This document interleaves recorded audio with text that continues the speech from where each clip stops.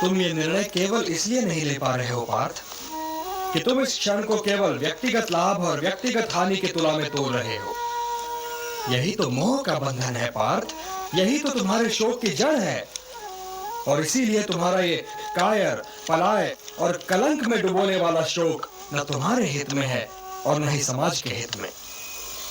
ये शोक न वर्तमान के लिए शुभ है और न ही भविष्य के लिए। लाभ और हानि की इस कामना में न भटको पार्थ, न भटको। केवल कर्म करो, कर्म। कर्म तो अपने आप ही में पुण्य है, पवित्र है और समाज के लिए कल्याणकारी भी है। कर्म तो स्वयं ही अपना फल भी है पार्थ। परंतु यदि तुम समाज कल्याण के कार्य में स्वयं अपना हित मिला लोगे तो तुम्हारा वो कर्म अशुद्ध और अशुभ हो जाएगा।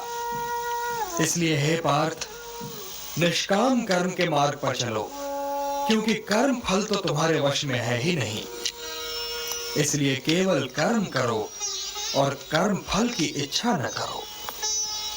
कर्मण्येवाधिकारस्ते मा फलेषु कदाचन मा कर्म फल हेतुर्भूः मा ते संगोस्त्वा कर्मणि।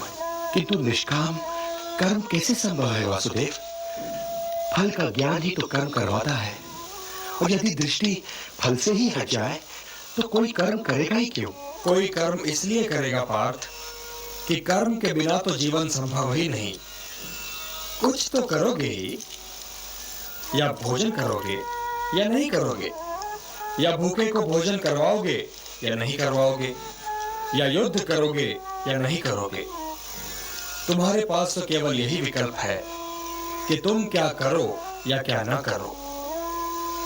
परंतु परिणाम तुम्हारे वश में नहीं है पार्थ। कर्म फल तुम्हारे वश में नहीं है। तुम्हारे अधिकार की सीमा इस विकल्प पर समाप्त हो जाती है कि तुम युद्ध करोगे या नहीं करोगे। किंतु युद्ध का परिणाम तुम्हारे हाथ में नहीं है। यदि तुम विजय चाहो भी तो यह आवश्यक नहीं कि विजय तुम्हारी ही हो जाए, तुम्हारी पराजय भी हो सकती है। किंतु यदि तुम विजय से मोहित नहीं होगे तो पराजय से भी नहीं घबराओगे। यदि तुम ये सोचो पार्थ कि चाहे विजय हो चाहे पराजय, किंतु तुम तो केवल इसलिए युद्ध कर रहे हो कि युद्ध करना तुम्हारा कर्तव्य है, तो विजय के सुख या पराजय के दुख का प्रश्न ही नहीं उठता। और जो न विजय से सुखी हो और न पराजय से दुखी, वही स्थित प्रज्ञ है। इसलिए हे पार्थ, कर्म के प्रतिफल की चेष्टा न करो।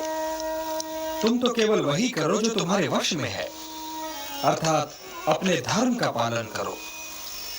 यही कर्मयोग है पार्थ, यही कर्मयोग है।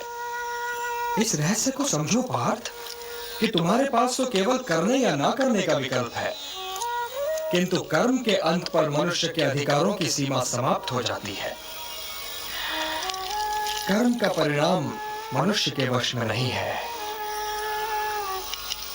तुम सर्वश्रेष्ठ धनुर्धर हो, परंतु यदि तुम्हारा आखेट तनिक भी इधर से उधर हो जाए तो तुम चूक जाओगे।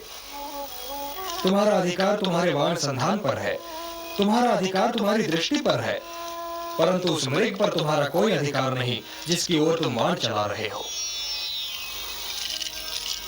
हे धनंजय, सत्पुरुष कभी अपने अधिकारों की सीमा का उल्लंघन नहीं करते।